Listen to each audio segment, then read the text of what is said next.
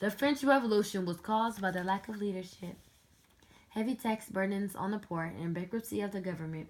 It started the accession of Louis XVI in 1774. He succeeded at getting the throne handed down after his father's death in 1765, but he still was highly immature and lacking self-confidence.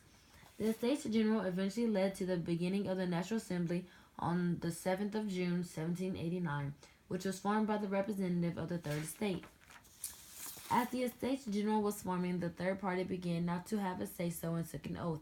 The Tennis Court oath to revolt until the king agreed to the new constitution on June 20th, 1789.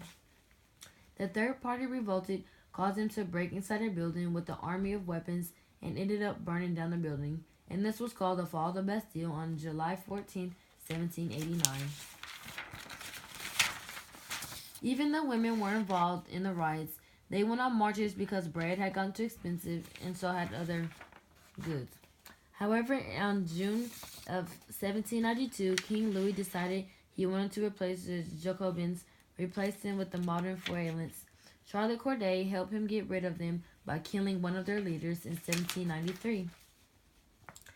King Louis XVI and Marie Antoinette tried to escape from Paris, and this was called the Fight of Yarnes during the night of June 20th to the 21st of 1791. On July 25th, 1792, Austria and Prussia threatened to invade France if any harm came to the royal family. Having that news spread did not make King Louis look good once again, causing the war with other European powers. On July 29th, Maximilien Robespierre, a lawyer and politician, calls for the removal of the king and puts him on trial, making many enemies but had the defense of France's people. He also happened to be the leader of the mountains, them sitting on the highest people of the assembly. The trial of the king began on December 20th for multiple reasons. The first French Republic to step on September 22nd, 1792, being established by the National Convention. While the king and queen were on trial, they took shelter on August 10th, which was the fall of French monarchy. On January 15th, he was said to be guilty, 639 to none.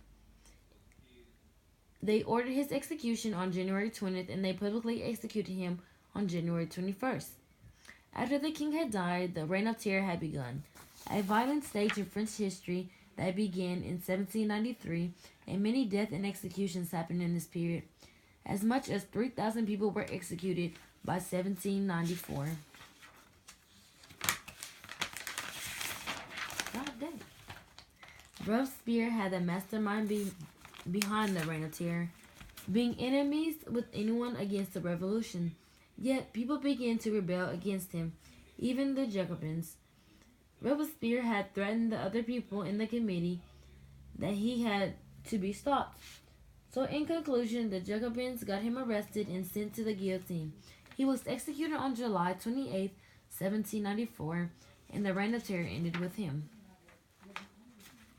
When the Reign of Terror ended, France began to get back in order, beginning with a directory in 1795. A group of 5 men who held the executive power in France. The directors chose government ministers, ambassadors, army generals, tax collectors, and other officials.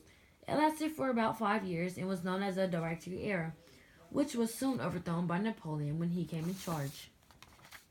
Napoleon Bonaparte rapidly rose through the ranks of the military during the French Revolution. He eventually seized power in the French in 1799 and crowned himself emperor in 1804.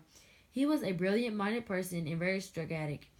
Military was his strong side. He was eventually exiled to the island of Elba, and he died at age 51.